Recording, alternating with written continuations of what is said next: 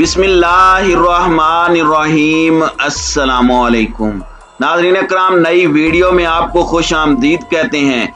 Qatar एक smart power बनकर दुनिया में उभरने लगा। तालिबान की फतह और अमेरिका को अफगानिस्तान में निकालने में कतर ने बुनियादी किरदार अदा किया। आलमी मुबस्सिरीन का मानना है कि कतर ने तालिबान की सोच को न सिर्फ तब्दील किया है बल्कि उन्हें अफगानिस्तान में दोबारा इक़्तिदार लेकर दिया है। जबकि दूसरी जानिब बाज आलमी माहिरीन का कहना है कि इस सारी गेम में बुनियादी किरदार पाकिस्तान और ईरान ने अदा किया है। इन दोनों ममालिक ने अशरफ गनी की हुकूमत को गिराने और तालिबान को बरसरे इक़्तिदार लाने में अपनी प्रॉक्सीज का इस्तेमाल किया और आइंदा भी यही दोनों ममालिक ही अफगानिस्तान की सियासत में बुनियादी खिलाड़ी का किरदार अदा करेंगे। हकायक क्या है, आज की वीडियो में हम इस पर बात करेंगे। ताहम वीडियो की तफसील में जाने से पहले चैनल पर नए आने वाले दोस्तों से गुजारिश है कि हमारे चैनल को सब्सक्राइब कर लें, बेल आइकन पर क्लिक कर लें, ऑल नोटिफिकेशंस को ऑन कर लें ताकि हमारी नई आने वाली वीडियोस आपको बर वक्त मिल सकें। नाज़रीन इकराम, कतर जिसका रकबा 4471 मुरब्बा मील है, ये एक छोटा सा मुल्क है जिसके कुल शहरियों की आबादी तकरीबन 3 लाख है। अगर इसकी सफारती फतूहात पर एक नज़र डालें तो एक लंबी फहरिस्त नजर आती है, लेकिन यहाँ पर चंद एक का जिक्र करना जरूरी है। कतर ने 2008 में यमनी हुकूमत और हौसी बागियों के दरमियान सालसी का किरदार अदा किया। ये और बात है कि लड़ाई अब तक हो रही है। 2008 में लुबनान के मुतहारिब गिरोहों के दरमियान मुज़ाकरात में सालसी की, जिसके बाद 2009 में इत्तेहादी हुकूमत कायम हुई। 2009 में ही सूडान और चाड के दरमियान बागियों के मसले पर मुज़ाकरात में हिस्सा लिया। जबूती और इरिट्रिया के दरमियान सरहद पर मुसल्लह झड़पों के बाद 2010 में कतर ने उनके दरमियान सालसी का किरदार अदा करने की हामी भरी, जिसे अफ्रीकी इत्तेहाद ने भी बहुत सराहा। यही नहीं बल्कि 2011 में सूडानी हुकूमत और बागी गिरोह लिबरेशन एंड जस्टिस मूवमेंट के दरमियान भी दारे फौर मुआहदा करवाया, जिसे दोहा मुआहदा भी कहा जाता है। और 2012 में हमास और फतह गिरोहों के दरमियान भी सुलह और अबूरी हुकूमत के ढांचे पर मुआहदा कराने में कतर का बहुत हाथ था और उस मुआहदे पर दस्तखत भी दोहा में हुए। लेकिन जिस सालसी का आजकल सबसे ज्यादा जिक्र हो रहा है और जिसने एक नई तारीख रकम की है, वो तालिबान और अमेरिका के दरमियान अफगानिस्तान से इनखिला का मुआहदा है, जिसकी माजी में मिसाल नहीं मिलती। नाज़रीन इकराम, कतर की सफारतकारी को कामयाबी की कहानी के तौर पर लेना चाहिए और दुनिया की बड़ी और छोटी ताकतों को इससे सबक लेना चाहिए कि अगर एक छोटा सा मुल्क भी चाहे तो अपनी सालमियत को बुनियाद बनाकर एक अहम बैनुल-अक़वामी और इलाकाई खिलाड़ी बन सकता है।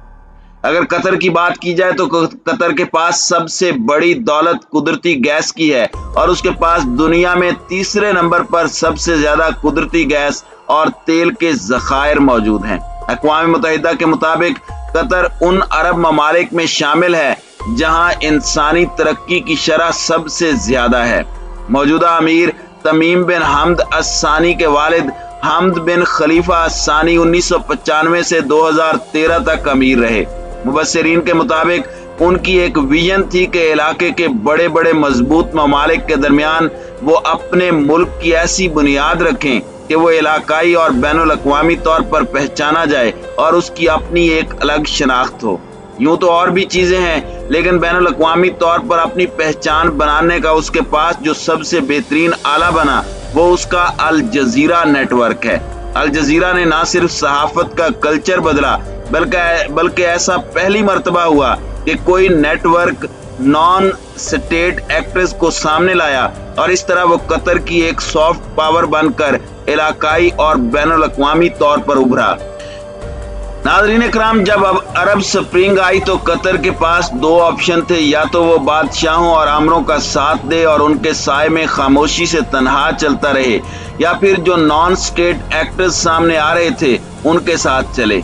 ہم سمجھتے ہیں کہ قطر نے دوسرا آپشن چنا اور نان اسٹیٹ ایکٹرز کا انتخاب کیا، وہ گروپس جو مختلف ممالک میں جمہوریت کے نام پر جد و جہد کر رہے تھے۔ قطر نے ان کا ساتھ دینا شروع کر دیا۔ اس نے اخوان المسلمون کی ہمیشہ حمایت کی، پھر حماس اور فلسطین کو سپورٹ کیا اور اس کے ساتھ ساتھ شام میں بھی اہم کردار ادا کیا۔ خاص طور پر جب ترکی نے شمالی شام پر حملہ کیا تو قطر نے اس کی مکمل حمایت کی۔ یہ ساری چیزیں وہ تھیں جو اس وقت واشنگٹن اور مشرق وسطیٰ کے اسٹیٹ کو کے خلاف تھیں۔ قطر نے مخالف ہوا کے ساتھ چلنا شروع کیا اور اس طرح اس نے اپنی ایک الگ پہچان بنائی۔ یہ ٹھیک ہے کہ اسے کسی سطح پر مختلف ریاستوں کی مخالفت کا سامنا کرنا پڑا، لیکن عوامی طور پر اسے کافی پذیرائی ملی اور بین الاقوامی طور پر ایک الگ شناخت بھی۔ 2017 میں سعودی عرب، متحدہ عرب امارات، مصر اور بحرین نے اس کے ساتھ تعلقات منقطع کر دیے اور اس پر الزام لگایا کہ وہ ایران کے بہت زیادہ قریب ہو رہا ہے اور الجزیرہ کے ذریعے خطے میں عدم استحکام پھیلا رہا ہے۔ قطر ان تمام الزامات کو رد کرتا ہے، تاہم تعلقات منقطع کرنے والے ممالک نے بعد میں دوبارہ تعلقات بحال تو کر لیے، لیکن شاید ان میں سرد مہری ابھی تک ہے۔ قطر ایک سمارٹ پاور ہے۔ قطر کی سمارٹ پاور پالیسی کی ایک حالیہ مثال افغانستان ہے۔ یہ قطر کی ہی بہادرانہ اور انتھک ثالثی ہے جس کی وجہ سے امریکہ اور طالبان کے درمیان معاہدہ ہوا اور اس کا نتیجہ طالبان کے کابل پر قبضے کی صورت میں سامنے آیا۔ امریکہ بھی صاف نکل گیا اور طالبان بھی آ گئے۔ قطر نے ایک پل کا کردار ادا کیا، یعنی ایک طرف بین الاقوامی طاقتیں اور دوسری طرف نان اسٹیٹ ایکٹرز اور بیچ میں قطر۔ اب طالبان کے آنے کے بعد قطر ہی ایک رابطے کا ذریعہ بنا ہوا ہے، مطلب جو بھی طالبان سے بات کرنا چاہتا ہے قطر ہی اس کی بات کروا رہا ہے، اور ہمارا خیال ہے کہ طالبان کے رویے میں تبدیلی میں بھی اس کا بہت بڑا کردار ہے۔ جیسا کہ ہم نے دیکھا کہ انہوں نے نہ صرف قطر میں بیٹھ کر پوری حکمت عملی ہی تبدیل کر دی اور اپنا ایک سافٹ امیج بنانے کی کوشش کی، اور انہیں جو افغانستان میں کامیابی ملی وہ بھی انہی کی مرہون منت ہے۔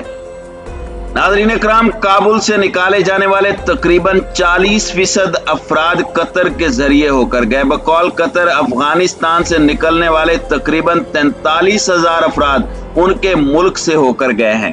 علاقائی سیاست پر نظر رکھنے والے کئی لوگ یہ بھی سمجھتے ہیں کہ اگرچہ قطر عالمی سٹیج پر اپنے آپ کو ایک اچھا ثالث منوانا چاہتا ہے اور وہ کسی حد تک اس میں کامیاب بھی ہوا ہے، لیکن یہ بھی حقیقت ہے کہ عالمی طاقتوں اور طالبان نے بھی قطر کو اپنے مقصد تک پہنچنے کے لیے ایک ذریعہ بنایا ہے۔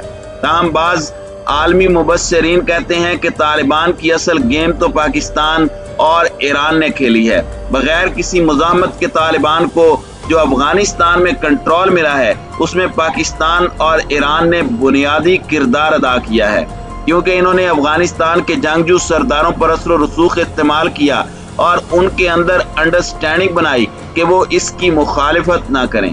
افغانستان میں اشرف غنی کی حکومت بہت زیادہ کمزور تھی اور اس میں لیڈرشپ کی کوئی صلاحیت نہیں تھی، تو اس خلا کو پاکستان اور ایران نے پر کیا، اور مستقبل میں بھی اصل گیم اسلام آباد اور تہران ہی پلے کریں گے۔